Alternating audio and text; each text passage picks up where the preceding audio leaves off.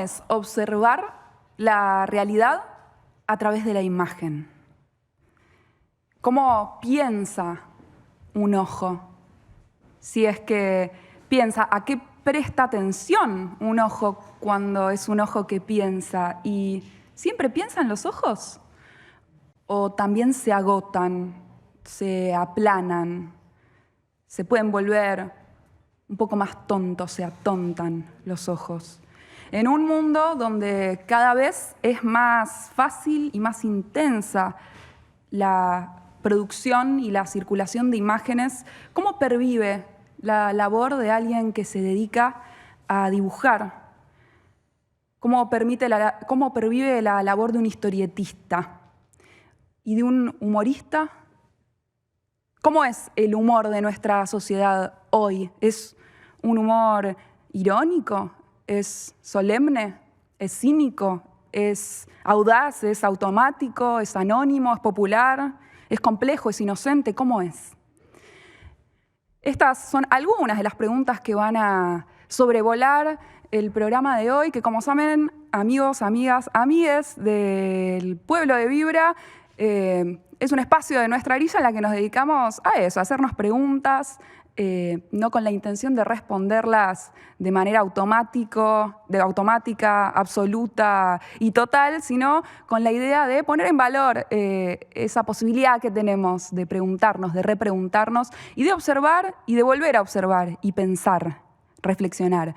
Y para abordar estas preguntas tenemos hoy al invitado, me parece, al mejor invitado que podríamos tener para pensar cómo es observar a través de la imagen, cómo es vivir en el mundo, en un mundo de imágenes y cómo es la labor de aquel que se dedica a manufacturar con sus manos en la materialidad y también de otras formas imágenes. Hoy nos visita Miguel Rep, quien publicó su primer dibujo a los 14 años en la revista Cuarta Dimensión, dirigida entonces por Fabio Serpa, y eso fue en el año 1976. Fíjense qué distinto era el mundo, ¿no? En ese momento, en donde las discusiones, los debates de la sociedad, las disputas de sentido tenían un lugar y pasaban en gran medida por la prensa gráfica, ¿no?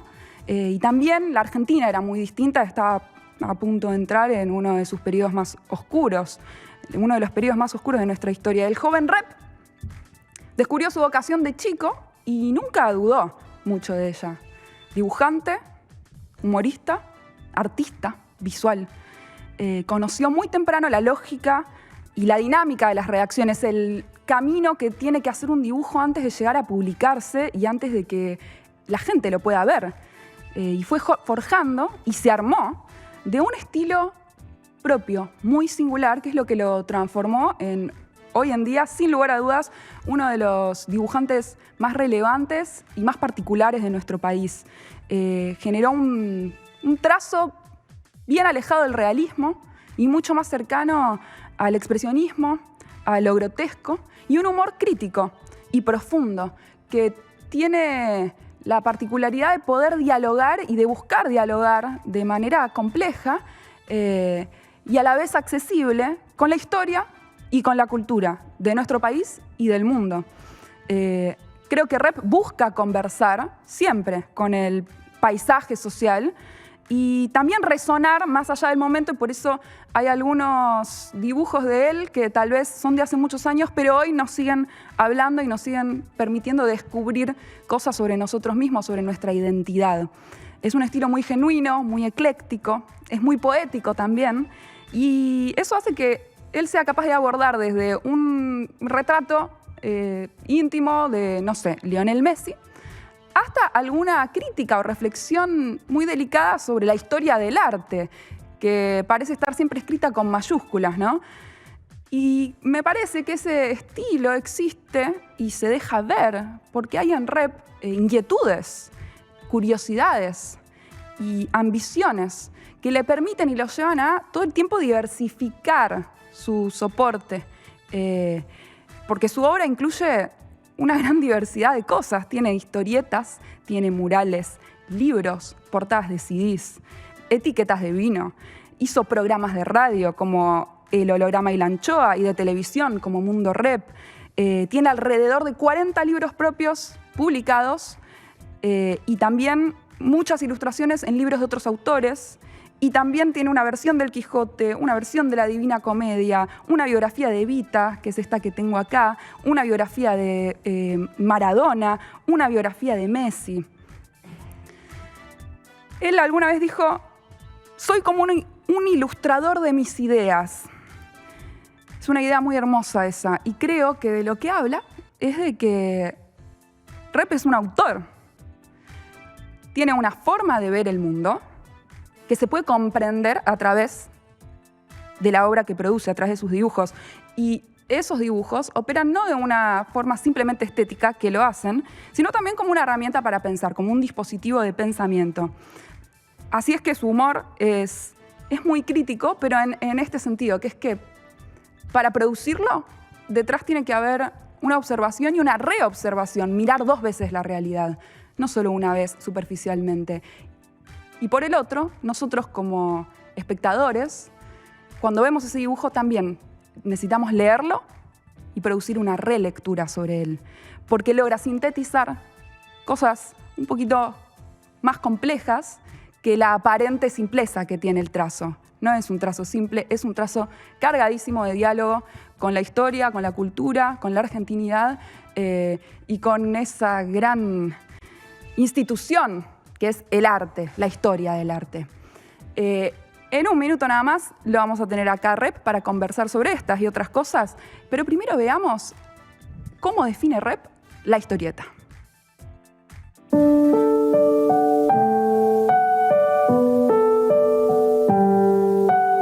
La historieta es el verdadero refugio de mi infancia, la única manera de pacificarme. Es esa calle que existe entre los cuadritos y esos globos llenos de voces que germinan en mi cabeza. Son las onomatopeyas como única banda de sonido. Las historietas son para mí una literatura dibujada con olor a tinta, son las revistitas mexicanas, es el Eternauta, el Nippur de Lagash y el Denis Martin. Es Oesterheld y es Trillo, Altuna, José Muñoz, Maus y la tinta pura y las texturas que esparció Alberto Breccia en miles y miles de páginas.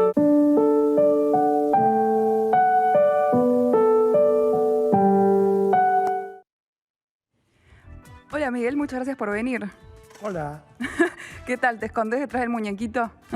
No sé si un muñequito o qué es, pero lo único que sé es que con estas cosas jugaba de chico. Con los Legos. Se llamaban mis ladrillos. Ladrillitos. O rastis. Y con mi hermano nos peleábamos porque éramos de ambas bandas, muy peligrosas. Ambas. ¿Y construías muchas cosas con eso? ¿Te acordás? Conforme las piezas que hubiera que me podría comprar o que me podían regalar. No se construían castillos, se construían autitos. Sí, creo que lo que más me gustaba eran como casas o fuertes, ese tipo de cosas. ¿Dónde decís que empezó tu inquietud por el universo de lo visual? ¿Te puedo pedir que te acerques un poquito al micrófono? Gracias. Por lo visual, desde que tengo ojos. Es decir, desde, no sé, de cuando uno abre los ojos por primera vez y mira y ve. Supongo que cuando uno adquiere lenguaje. Un bebé no tiene lenguaje, un bebé mira, pero no ve.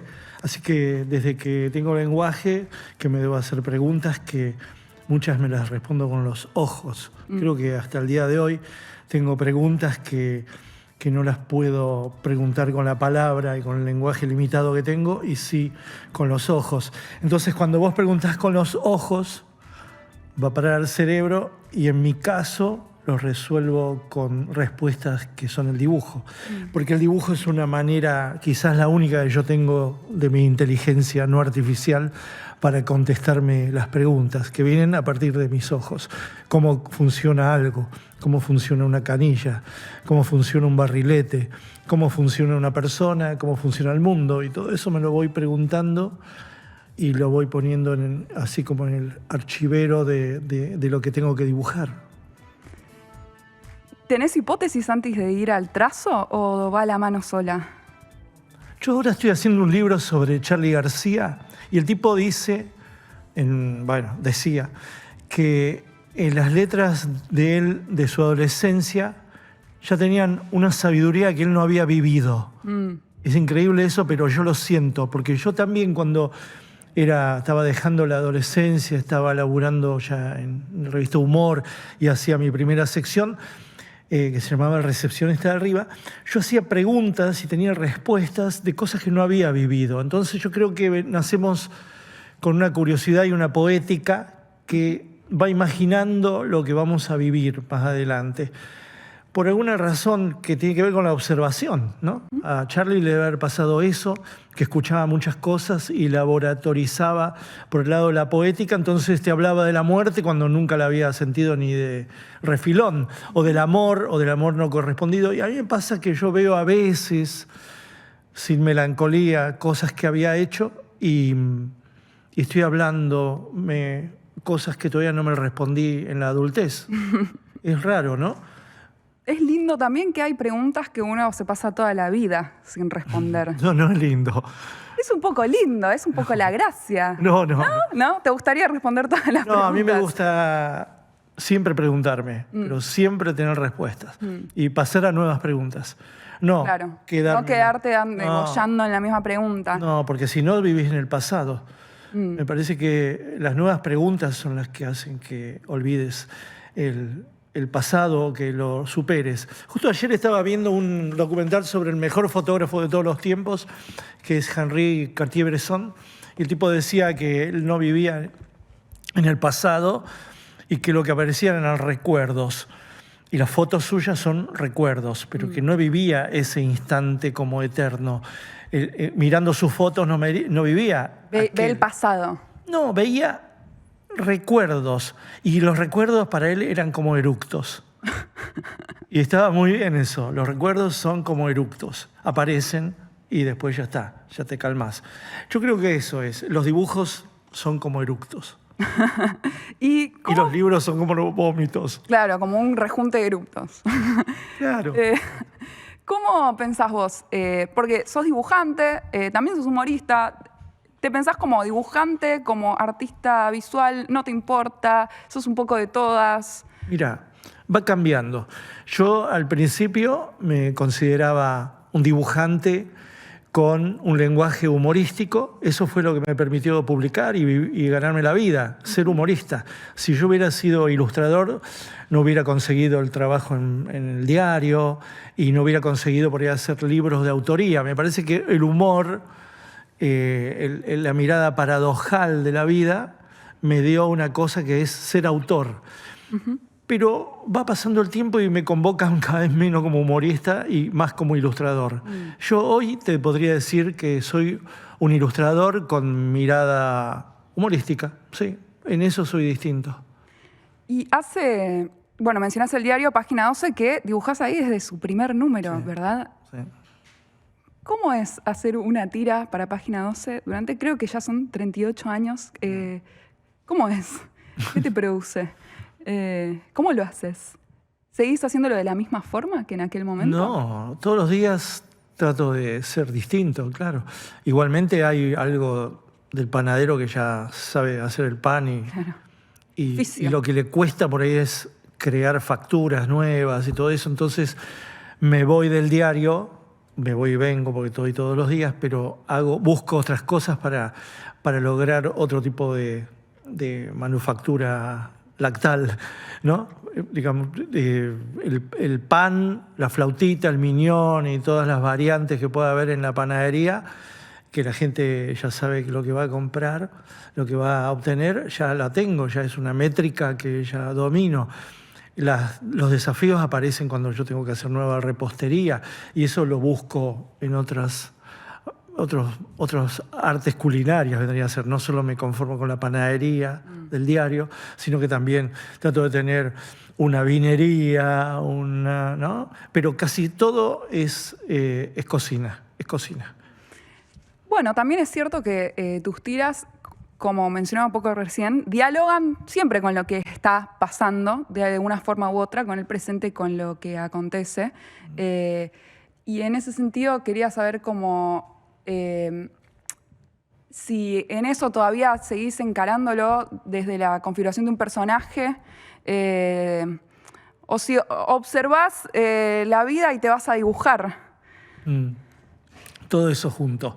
Y volviendo a la analogía del diario y de la panadería, es que sí, la panadería dialoga todos los días con su coyuntura. Al día siguiente el pan está viejo. Claro. ¿No? El pan tiene que ser fresco, el diario tiene que ser fresco, la tira, cuando tiene actualidad, tiene que ser fresca. Y yo en ese caso, como siempre, tuve una panadería que vende cosas clásicas que pueden durar varios días. También me busqué otros negocios que puedan vender cosas que puedan durar más. Por ejemplo, una vinería, ¿no? Por ejemplo, jamón serrano, no sé. No solo el pan. El pan diario es la tira diaria, pero así todo yo no hago siempre fidelidad al periodismo y a la coyuntura, sino que también hago personajes que andan saltando en atemporalidades y no coyunturas, ¿no? Y dentro de esas vinerías también están las que suceden, o esos otros cosas que no son el pan diario. También está todo lo que sucede por fuera del diario, como puede ser una biografía de Messi, sí, o recorrer la provincia de Buenos Aires con Saborido, dibujando con él. Haces mucho eso, ¿no? Como tuviste un ciclo en el que entrevistabas personas y dibujabas mientras tanto. Sí. Te has subido a dibujar en shows en vivo, vas con Saborido, dibujás. Eso lo sigo haciendo. ¿Qué tiene de potente para vos ese dispositivo? ¿Cómo transforma el dibujar cuando lo haces en vivo? Porque es distinto, capaz no es distinto para vos. No, es re distinto. Es performático. Claro. Es algo que requiere una audacia que el tablero no tiene. Claro. Que significa, estoy haciéndolo en vivo y no hay marcha atrás. Eso es la experiencia performática. Y no, son dos cosas distintas. Me pongo como dos botoncitos, ¿viste? Ahora con esto del libro que estoy haciendo es un trance muy cerebral, muy buscado, muy de si hay ensayo hay error, y si hay error desecho y vuelvo a otro dibujo. En cambio, en el performance, en la cosa en vivo, no, tenés que aprovechar el error y seguir y continuar. No hay manera de subsanarlo. Entonces son dos Migueles, vendría a ser, dos Migueles dibujando. Es también, bueno, también como hacer reportajes, ¿no? No, ya está, ahí en el aire. Hay laburos en el aire y laburos dentro, volviendo a lo gastronómico, dibujando dentro de una quesera. Claro, con donde se ve. Se ve todo lo que pasa adentro. Y hay un aire envasado ahí donde vos podés detener el aire, ¿no? Claro, y también tiene mucho que ver ambas cosas, como puede ser esto que está pasando ahora, como dibujar en vivo, con poder escuchar lo que viene, lo que está en ese aire que viene del otro, que está ahí al lado. ¿A vos te gusta trabajar en dupla? En dupla el ejemplo sería lo que hacemos con Saborido. Lo que pasa es que ahí yo suspendo la palabra. La palabra claro. La tiene él y yo simplemente acompaño con dibujos, que es mi manera de palabrear. Pero sí, lo que no me gusta es siempre trabajar solo. Esto es un trabajo muy solitario, recontra solitario. Es necesariamente solitario, porque para hacer los contenidos o los guiones, yo tengo que estar solo, ni siquiera tiene que sonar música.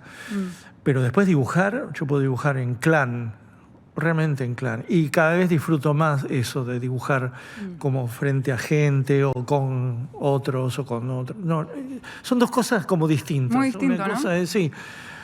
Lo solitario va a estar en mí siempre, porque así nací. Pero lo otro es una experiencia corporal, sensual, muy distinta y muy agradable. Sí. Bueno, hablamos recién de la relación entre el dibujante y el humorista y cómo eso va fluctuando según el momento.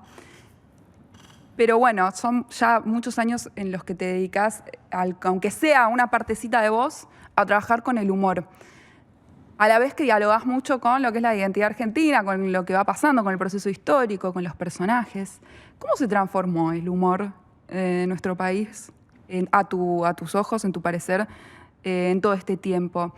¿Pensás que, digo, no sé, supongo que en algún momento había un humor un poco más solemne, contra el cual entiendo que tu generación tuvo que laburar? ¿Cómo ves hoy el humor de nuestra sociedad? Y lo que revolucionó todo fue la tecnología. Eso lo cambió todo. Hoy cualquiera puede hacer humor, no hace falta que vaya con una carpeta a una redacción para publicar. Hoy se publica todo, y se llega a donde se llega. Y el humor que se genera es un humor muy Alka-Seltzer, es decir, se disuelve en el aire en cuanto se marchita la novedad. Es decir, hay una noticia, hay un hecho, un acontecimiento, hay un humor muchas veces muy certero, buenísimo, pero al otro día por ahí ya no funciona cuando ya no funciona más la noticia.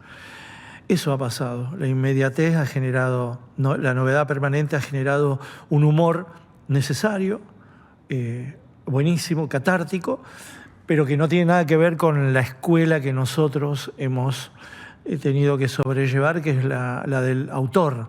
El autor que ve, que tiene una mirada del mundo, de los acontecimientos, y tiene una firma y tiene una autoridad. Claro. Y lo firma y pone el cuerpo y todo lo demás. En cambio, el humor que más prevalece ahora, que es buenísimo, que es anónimo y es el de las redes. Claro, te refieres a la producción de memes, la circulación de imágenes. Sí. Yo creo que también eso provocó que yo me retirara bastante de lo que es la gracia y el humor, o la búsqueda solamente de eso. A mí creo que eso me acorraló hacia los márgenes de dibujar más con un humor que lleve implícito ese dibujo y no tanto la búsqueda del chascarrillo y la gracia. Claro. Yo ya estaba preparado, porque nunca fui un tipo de hacer reír. Nunca fui Fontana Rosa, que buscó el humor de hacer reír. Yo vengo más de otro palo, más reflexivo y más de buscar una gracia visual, ¿no? Más suave. Una escuela más Quino. Sí. Y sí, más europea, ¿no? Más francesa vendría a ser. Y me parece que esto, yo sin saber que iba a venir este imperio del humor inmediato como el que estamos viviendo, en que cualquiera puede hacer humor, y realmente hay humor o comicidad, y yo creo que estaba preparado para poder retirarme y no competir contra los memes, porque ahí pierdo. Es difícil. Sí, son muy graciosos y son muy de la carcajada, es decir, de la cuestión colectiva, de decir, el meme se comparte y yo te lo traslado a vos para que vos te rías conmigo. Y no es introspectivo. No, claro, yo pertenezco más a la escuela introspectiva en ese sentido. Y entonces encuentro el refugio del dibujo como para decir, bueno, yo no pertenezco a la calaña del meme porque no me sale. Y pensás, esto es algo que me pregunto yo mucho, que pensás que la solemnidad, que es algo que de verdad contra lo que en general hace rato que intentamos combatir en muchos aspectos, ¿pensás que hoy tiene una tarea que antes no tenía o va por otro lado? No, la solemnidad siempre va a estar, porque siempre las cosas se toman en serio, en demasía. El poder necesita de nuevas solemnidades y nosotros tenemos que ir descubriendo cuáles son esas solemnidades. Por ejemplo, en otro tiempo uno atacaba la solemnidad del político gris, sí, que se mandaba grandes discursos y que no generaba ningún tipo de imagen y sí retóricas imposibles. Hoy yo creo que percibo que el dolor genera una solemnidad, ¿no? La exacerbación de un dolor, el acostumbramiento a un dolor, o todo lo contrario, ¿no? El acostumbramiento a una especie de risa que no cesa y reírse todo el tiempo de algo, y el cinismo también genera una solemnidad. Solemne es lo que se aquieta. Solemne, tiene un solo sentido, claro. Claro, se aquieta, ¿viste? Se aquieta y termina siendo sentido común. Por ahí la solemnidad, eso, termina siendo sentido común. Y los rebeldes terminamos peleando contra ese sentido común. Hay que descubrir los mecanismos de eso para poder desarmarlo. Y esa es la tarea cerebral que tenemos, ¿no? ¿Cuál es la solemnidad hoy? ¿Cuál es hoy? Hoy pareciera que la solemnidad es la joda permanente. Claro. Y entonces por ahí hay que desarmar eso, pero desarmar requiere mucho análisis. Después del análisis viene el juego, es decir, el chiste elaborado. A mí me funciona eso mucho, ¿no? O todo lo contrario, o voy poéticamente a algo que no resolví y que me resuelve de manera de dibujo o de anticipación, que no entiendo lo que estoy haciendo, o cuando analizo mucho algo y después me sale el juego. Claro, es o en la praxis descubrir, Sí. o pensar un rato. A mí me sirve mucho, por ejemplo, leer ensayos, no tanto leer ficción. Leer ensayos para que me expliquen la vida esta que yo no le encuentro lógica, porque no soy un hombre lógico. Entonces, cuando leo eso voy entendiendo. O también esto de hacer reportajes y entender al otro, ¿no? De dónde parten sus lógicas. Y eso, a la larga, me sirve para desarmar desarmar esto. Ir viendo los bloques. Claro, vos tuviste este ciclo, Mundo Rep, donde hacías entrevistas, mientras tanto dibujabas, pero hiciste entrevistas a un montón de personajes de nuestro país, de personalidades, desde un lugar realmente de mucha como curiosidad tuya. Era lindo cómo vos encarás las preguntas. ¿Cómo elegís esos proyectos? Porque de alguna forma dialogan con tu obra, ¿no? Tienen que ver con tu estilo. Yendo a Mundo Rep, ya en el título estaba el autor, ¿no? Pero tenía que ver primero con un personaje que se llamó Diego Maradona, que cuando se cumplió un año... No lo conozco, che. La TV pública me convocó basado en mi libro sobre Maradona, hacer un programa de entrevistas, sabiendo que yo hacía entrevistas, pero me faltaba televisión. Entonces hicimos ese programa y resultó lindo el programa, de 1 hora, con 6 invitados. Entonces al año siguiente la TV pública me convocó para hacer Mundo Rep, cuyos programas eran temáticos, siempre eran temáticos. No es que me sentaba y hablaba de cualquier cosa, o el entrevistado me traía un tema, o yo trataba de adivinar el tema de los invitados. No, venía por un tema, venía por Evita, o venía por Buenos Aires, o venía por Kino, o venía por el rock. Sí, los temas que has dibujado, digamos. Sí, los temas que yo tenía que saber sobre esos temas. No es que heredaba un tema. El único tema que heredé y que tuve que aprender, porque es un tema muy nuevo, pero de alguna manera ataca lo que estamos haciendo, es inteligencia artificial. Ahí yo... fui un poco rebelde, pero al final cedí y estuvo bien, porque me hizo pensar este mundo que hoy es un imperio y que también está generando una solemnidad. ¿Qué pensás de eso, che, de la inteligencia artificial? ¿Te preocupa? ¿Te quita el sueño? ¿O? No me quita el sueño, pero veo que es otro de los... Otra de las armas del capitalismo, sin ser conspirativo, porque no creo que el capitalismo tenga un ministerio que diga hoy vamos a atacar con la inteligencia artificial, pero sí, sin darse cuenta, la gente le hace el favor a esos recursos fáciles, como ser la inteligencia simuladora, porque yo le digo simulcop a la inteligencia artificial, no es inteligencia, es digamos, le damos órdenes y simulan por nosotros uniendo partes, ¿no? Entonces esa simulación lo que ocurre es que provoca algunos experimentos que son interesantes y que tienen una rapidez que antes no tenía, pero provocan también mucha desocupación. En mi gremio van a provocar mucha desocupación.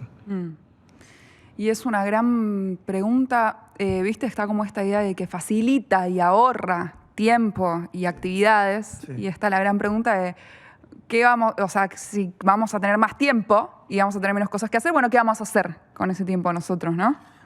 Bueno, ¿para qué queremos más tiempo? Bueno, si la respuesta está en el capitalismo salvaje que estamos viviendo, es un problema. Nos van a empobrecer. Si la respuesta está en el socialismo, es que vamos a tener más tiempo de ocio. Eso sería perfecto. Trabajemos cada vez menos para poder disfrutar más de la vida. No es el plan del capitalismo. No parece ir todo en esa dirección. La inteligencia artificial le va a servir a las grandes corporaciones para dominarnos aún más, cada vez más. Ha surgido, bueno, ha salido inevitablemente el nombre de Kino 1 o 2 veces. Tenemos acá preparado con la producción un pequeño homenaje que le hiciste vos. Vamos a verlo.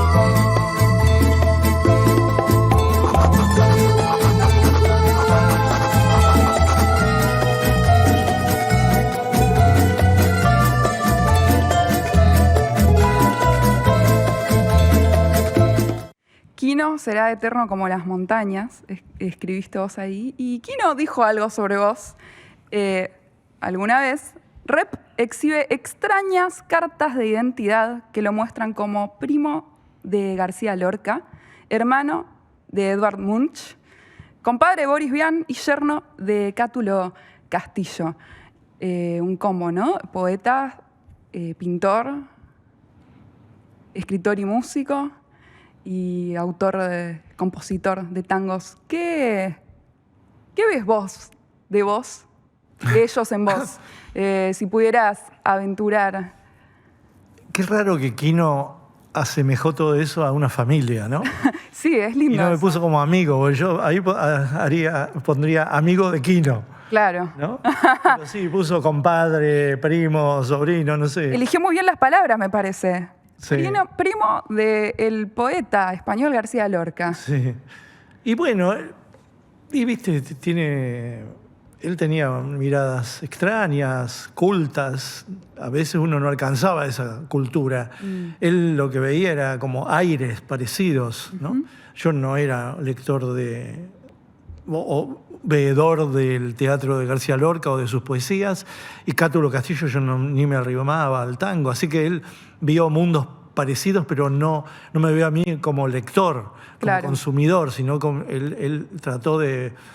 Está bien lo que hizo, porque hizo familia, y la familia se hereda, no se elige, ¿no? Entonces me parece lindo. No, cuando lo escribió... yo era muy pibe cuando escribió eso. Era un prólogo para mi libro Postales. Y no sé, estuve como una semana catatónico. De euforia. Sí, porque aparte yo no se lo pedí el prólogo. Se lo había pedido Juan Forn, que era el editor de esa colección, Biblioteca del Sur. Entonces me apareció con ese manuscrito del Kino.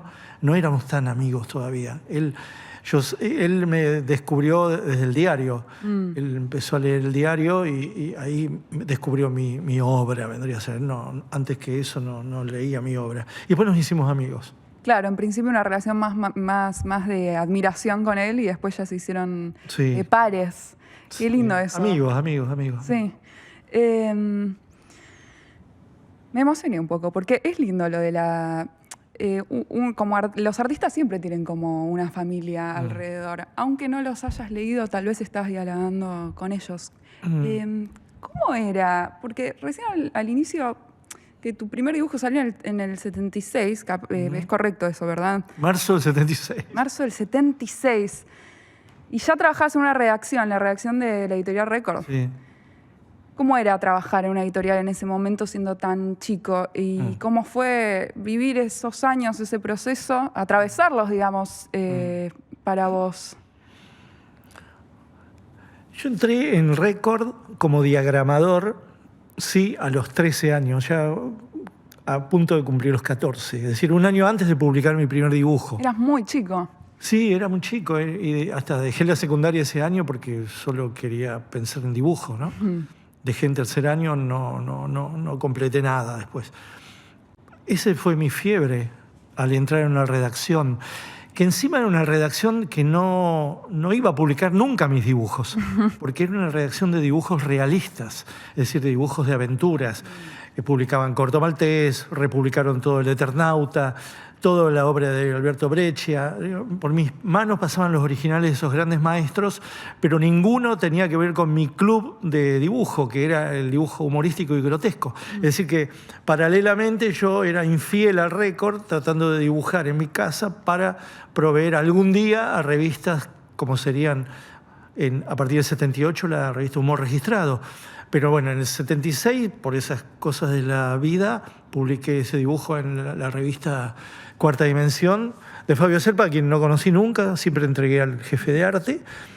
Y todo es una casualidad, lo de marzo del 76. Yo estaba absolutamente apolítico, no sabía nada de la vida, de nada. Por eso hice un dibujo de marcianos. ¿Y te fuiste enterando en algún momento? Sí, yo creo que en Humor Registrado. ¿De qué te nutriste para eso? Porque, bueno, decís que eras apolítico. Hoy no lo sos. No. Pasaron muchos años, pero en algún momento algo se te movilizó, me imagino. Sí, era político porque en mi casa no se hablaba de eso. Es más, había una represión, ¿no? Pero después de publicar ese dibujo, en el 78, cuando empezó a aparecer Humor, yo me quedé solo en Buenos Aires y esa soledad de 2 años, mi familia se fue a vivir a Corrientes, yo me quedé esos años solos y yo pienso que ahí, laburando en la Asociación de Dibujantes de la Argentina y también laburando en Humor Registrado, me fui enterando por esta, digamos, bueno, por esta ósmosis que había en mi ambiente, ¿no? Del arte, del dibujo y del sentido crítico de la vida, como era Humor Registrado, ¿no? La clase media crítica. Y me fui enterando y un día me enteré del todo y ya nunca más abandoné esas banderas. Mencionaste recién a El Eternauta, que está felizmente, creo, en un momento de mucha reivindicación y de mucha gloria. Sí. ¿Vos la leíste de pibe? ¿La nombraste también ahí la nombrás en el video con el que abrimos? Y la leí antes de entrar a Record, que fue la que republicó en el año 74, aquella edición mítica que reflotaba lo del 57 al 59, ¿no? Es decir, El Eternauta se publica del 57 al 59, lo leen muchos pibes que luego harán, entre otros, la editorial Record y reflotarán la obra de todo Oesterheld y todo Solano López, entre ellos el libro del Eternauta. Ese libro se vende mucho en el 74, 75. Yo mismo, estando en la editorial, me quedaba después de hora y venían y vendía. Yo lo ponía en el sobre, le cobraba y vendía, así que me di cuenta del boom que era. Yo ya lo había leído y me había atrapado como historieta grosa, ¿no? Grosa en todo sentido, voluminosa, ¿no? y de intensidad argentina. Me capturó absolutamente para siempre y después también lo conocí mucho a Solano López y lo conocí algo a Oesterheld. ¿Ah, sí? ¿Cómo fue eso? Iba al Record los últimos tiempos de su militancia y pseudo-libertad, hasta que un día dejó de venir. En otoño del 77 dejó de venir al Record y después supimos qué pasó. Pero iba al Record en situaciones muy clandestinas, siempre cambiando de look y a horarios extraños, a laburar, sí, laburaba ahí. Yo entonces ahí me acercaba a lo que para mí era un abuelo narrativo, ¿no? Claro. Pero sin darme cuenta de la tragedia muchos años después, hasta muchos años después. ¿Registrabas eso, el cambio de look, o lo registraste después? No, se me grababa en la retina y después lo resignifiqué. Sí, claro, uno Increíble, guarda. uno va viviendo la historia en tiempo real, Sí. y con el diario del lunes, del martes, del miércoles, Sí. observa su propia vida. Claro, uno recolecta imágenes, ¿no? Yo no sé si a todos les pasa, a mí seguramente me pasa, ¿no? Las imágenes esas se me fundían con olores, con texturas, y entonces imprimían. Qué sé yo, la textura que vendría a ser era los regueros de barro seco que iba dejando en el palier o en su caminata desde su escritorio hasta el baño, hasta la kitchenette. Él dejaba un barro seco y yo siempre me preguntaba, ¿por qué ese barro seco? Y después, claro, supe por qué. Clandestinidad. Impresionante. Paso a otro tema, pero es un El tema Eternauta, distinto. sí, yo también estoy muy contento que haya resultado una gran serie. Sí, ¿no? Sí, muy Es lindo lo que despertó en la gente, y también que hay un nuevo boom de la historieta que se está vendiendo a lo loco, y hay muchos chicos que tal vez no llegaron a leerla generacionalmente, y que ahora tienen la oportunidad de meterse en ese mundo tan emocionante. Sí, y aparte de saber lo que pasó con Noé y su familia. Ni hablar. Que por suerte también estuvo bastante en el foco. Creo que esta sociedad decidió hacerle honor a su propia historia y poner eso bien al frente, ¿no? Sí. Hiciste este libro increíble en algún momento. Los barrios porteños, están todos los barrios con palabras y dibujos de rep, con esta forma de dibujar la ciudad que tenés, que es muy particular y muy atrapante. Podés estar una hora mirando un solo dibujo. Yo puedo estar una hora mirando un solo dibujo. ¿Pensaste alguna vez en replicar este formato, en hacer esto, pero de la provincia de Buenos Aires, que tan grande, vasta y heterogénea es?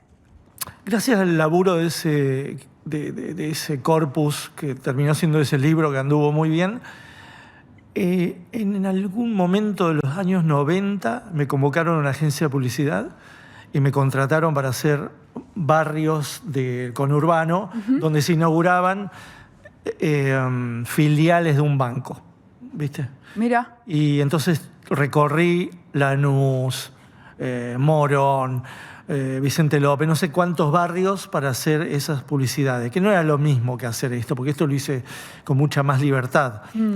Cuando vos trabajás para publicidad no tenés ningún tipo de libertad, pero de alguna manera recreé. Es difícil el tema de los partidos en conurbano porque son muy grandes. Y son muchos y muy distintos, sí. Sí, tenés que Es como un elegir. pequeño país la provincia. Claro, porque estos son 48 barrios muy localizables y con, digamos, límites muy decididos. Entonces los 48 los pones en territorios mapeables. Entonces haces Palermo y sabes que tiene este límite y metes adentro todos los condimentos. Y aparte los barrios, no sé, son 48, pero debe haber 25 que tienen mucha identidad. Entonces ya están semidibujados. Después nosotros sí tenés que buscar, los otros 23 tenés que buscar. Investigar. Un poco. Claro, investigar dónde están las particularidades que hacen a una supuesta identidad, que todos se reconocen con identidad. Los vecinos se reconocen con identidad. Yo cuando los dibujé me disfrazaba de vecino. Yo lo dibujaba desde la vecindad, no desde el extranjero. ¿Entendés? Sí, sí, claro, te camuflabas. Sí, ahí. sí, bueno, vivía el barrio en el guión, más que en el dibujo. Como el dibujo era como el esclavo del guionista que soy. Yo cuando los recorría trataba de estar inmerso en ese barrio. Qué avenidas, qué supermercados, qué escuelas, qué iglesias eran las del orgullo del barrio y las del no orgullo, ¿no? Bueno, pero aunque no haya un libro, has recorrido la provincia en el show. ¿Show es? Un show lo que hacen con Saborío, ¿verdad? ¿Se le puede llamar así? Sí, más o menos. ¿Has podido observar ahí, de esa forma también me imagino un poco, lo que hay? ¿Cómo lo viviste? ¿Cómo es el público de la provincia? ¿Lo siguen haciendo? ¿Lo seguirán haciendo? Sí, pero no con cuestión programática como fue el libro de los barrios. No, ¿no? claro, otra cosa. Esto era un Es otra barrio por experiencia. semana y acá no hay como un relevamiento de todo. Es lindo eso, porque es muy difícil la provincia de Buenos Aires. Tiene un conurbano que más o menos es agarrable, pero después todo el tiempo estás descubriendo nuevas localidades, nombres extraños. No sé, esa es una que me debo. Todavía hay localidades que no sé si quedan en el medio o si quedan llegando a otra provincia, si llegan en el sur. Hay localidades que todavía soy ignorante de ellas. Es muy vasto. Es terrible, es una república absoluta. Y es muy difícil encontrar barrios dentro de lo que son esas ciudades o pueblos, ¿no? Sé algunos, los conozco bien, pero dibujar toda la provincia de Buenos Aires, ya el conurbano es re difícil, ¿sabes? Porque hay en el conurbano, porque en cada partido coexisten varias lógicas, varias maneras, varias idiosincrasias, sí. cosas identitarias. El conurbano mismo, el anillo, es bien distinto en el norte que del sur. Igualmente vos tenés una casa en la costa, ¿no? Sí, en Pinamar. En Pinamar. Sí. Y vas mucho ahí, ¿no? Es que es una casa de veraneo. No, es una casita, sí. Es una casita. ¿Has hecho desde ahí tu programa? No, ¿De no radio, desde ahí. puede ser? No desde ahí, sino que he hecho laburos, he hecho libros. Que yo, la Divina Comedia la tracé ahí. Hay libros que tracé ahí y como que me interné ahí. Y lo que hice sí ahí es algo que está saliendo en el diario El País de Madrid, en audiovisuales, que hago algo con Martín Caparrós. Las columnas con Martín Caparrós, sí. Tenemos una enseguida, la vamos a ver. Que fueron 2 ciclos. Sí. Uno que se llamó Hay Futuro, Sí. trata sobre el futuro, y otro que se llama Cacocracia, que habla sobre este mundo con el gobierno de los peores que nos están gobernando, ¿no? Estos miserables que nos están gobernando en el mundo. Así que esas yo tengo como una especie de equipo armado en Pinamar donde voy y puedo filmarlo ahí, porque tiene mucho de filmación de mi mano. Y ahí sí es muy lindo porque se ve todo el proceso de cómo vos vas montando el dibujo y la forma en la cual parece que va a ser una cosa que parece más Sí, sencilla, ¿no? y de pronto fracturas, torces metes algún elemento que te transforma el dibujo. Y es lindo eso porque es ver cómo funciona también tu imaginación, Sí. que es una de las partes más importantes de que tiene un artista. Pero ahí en Pinamar no te camuflas de vecino, sos vecino. No soy vecino. Dibujé Pinamar antes de vivir en Pinamar, porque también por culpa de este libro me voy acordando que una revista de los 90 llamada Teleclick me había contratado para hacer zonas veraniegas. Entonces me mandó a Punta del Este, que no es Argentina, me mandó a Villa Carlos Paz, me mandó a Mar del Plata, a Pinamar. Entonces sí, ahí los hice como barrios. Qué lindo. ¿Entendés? Así que Pinamar yo lo tenía como un trazado de catastro, es decir, sabía cómo funcionaba la ciudad, en comparación con Gesell, que es un desorden. Pinamar es un orden, ¿entendés? Que nació con orden. Esas cosas son re útiles de saberlas como en plano urbanístico, más que en plan arquitectónico, sino como fueron trazadas de principio y cómo fueron sucediendo, ¿no? No es lo mismo Bunge, el arquitecto Bunge que trazó Pinamar, que Carlos Gesell que trazó Gesell, ¿no? Son tipos con mentes distintas y se ve ya en el catastro. Bueno, ahí está. Eso es una señal de pensar con los ojos también, ¿no? Como de mirar, claro, observar. cómo fue hecho La Plata, ¿no? Claro. Fue hecha azul, no sé. La Plata vista desde vista cenitaria es una cosa que te vuela la cabeza. Sí, no, es un plan trazado masónicamente. Así que sí, es muy lindo ver cuando vas a dibujar una localidad, cómo fue la base, ¿no? También eso a mí me interesa cuando investigo sobre alguna ciudad, por qué fue, dónde se fundó, Buenos Aires mismo, dónde se fundó, por qué, si tiene lomas, si tiene un río, ese tipo de cosas después también hace a la identidad y a la cabeza de los habitantes del lugar. Claro, eso modifica y... Sí. No es lo mismo ser Marca. puerto que no ser puerto. ¿Viste? No es lo mismo. No es lo mismo cómo vivimos. Y vamos construyendo capa sobre capa, sobre ese plan inicial. Sí, claro, como todo es historia, ¿no? Todo es historia, decía Félix Luna. Todo es historia y yo digo, todo es historieta. Hermoso. Todo es historieta, dice Miguel Rep. Bueno, ya para ir cerrando y antes de pasar a ver justamente esta columna audiovisual que tiene unos dibujos realmente... que a mí me gustaron mucho. Me gustó mucho verte a vos dibujar esos dibujos complejos y cómo el trazo va revelando cuál es la idea que hay detrás de ese dibujo. Una pregunta amplia, pero muy importante para hacerle a un artista. ¿En qué consiste para vos la creatividad? ¿De dónde sale o a dónde te sale a vos? ¿Qué la empuja? ¿Y dónde la encontrás? No, por supuesto es como responder, cómo es el aire que respiro, cómo el agua que tomo. Ya es un elemento tan incorporado en mí que nunca me pregunté acerca de eso. No me pregunté acerca del aire, no me pregunté acerca del agua, no me pregunto acerca de la creatividad mía, cómo nace.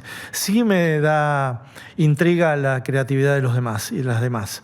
Por eso hago las preguntas que hago a la gente que le hago, pero sobre mí eso ya forma parte de un psicoanálisis que no quiero sobrellevar porque seguramente me va a desbaratar un montón de misterios que prefiero preservar en mí, ¿no? Me van a transformar en un hombre autoanalizado y seguramente eso va a obturar muchas de las libertades creativas que tengo, muchos de los misterios y también de los fracasos a los que me lleva mi creatividad. Fracasos que algún día se transformarán en otra cosa, porque no solo de triunfos vive el hombre, sino también de fracasos. No, claro, por eso te digo, preguntas sin responder, de eso también vivimos. Sí, eso también. Más producto de los fracasos. Aunque el misterio es importante, es verdad. Bueno, igual de la respuesta hay algo que queda claro, que es que no es igual para todos. No es igual para todos. No, capaz que te contesta. Claro, cada uno te contesta según su sed, su hambre de saber eso. Pero a mí me interesa mucho la creatividad de los demás, cómo se los va ocurriendo. Por eso muchas veces me meto en obras de otro. Por ejemplo, Bellas Artes, me meto a ver cómo compuso Magritte tal cosa, cómo compuso Oski tal cosa, o Berni, o ¿no? Picasso, cómo fueron armando esa composición y adivinando de dónde empezó y todo eso. Ese territorio del misterio pertenece a los demás, no pertenece, para mí no pertenece a mí mismo. No, yo no ando preguntándome cómo construí esto una vez construido. Ya está, trato de no verlo más. Miguel, muchísimas gracias por venir, por conversar con nosotros. Y para cerrar este pequeño momento, vamos a ver columna audiovisual. Palabras por Caparrós, dibujos por Rep. Sí, todos vivimos en la edad contemporánea. Sí, claro, yo vivo en la edad contemporánea. Y yo, por Dios, ed anch'io. No, yo vivo en la edad contemporánea.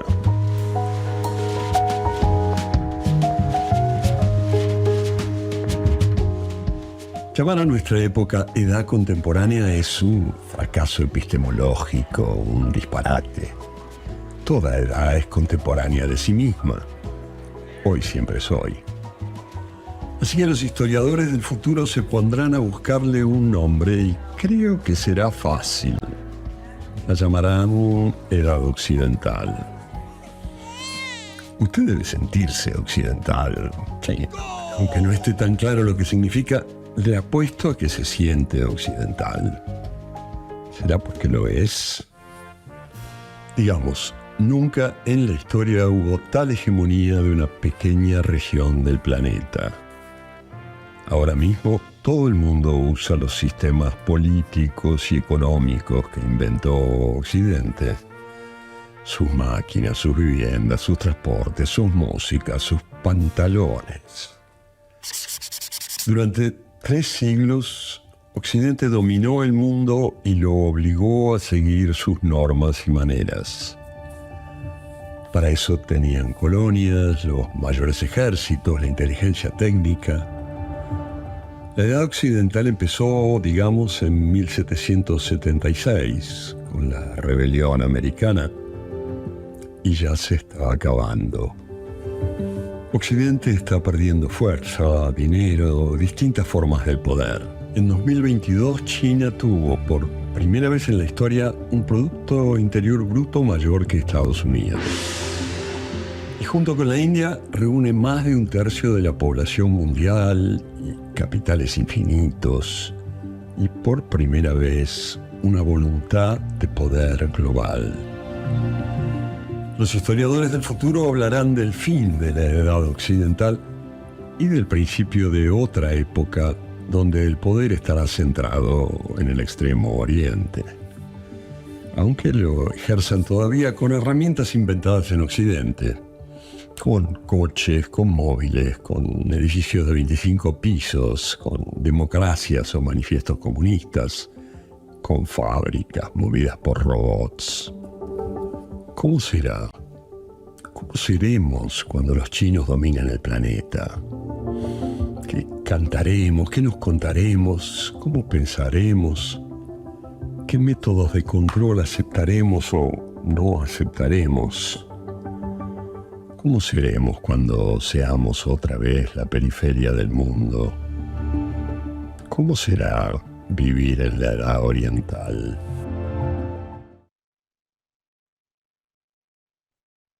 Habíamos citado a Miguel Rep. ¿Pueden ver? ¿Pudieron registrar de qué forma eso se hace materialidad? Ver a Rep trazar sobre la hoja implica ver de qué forma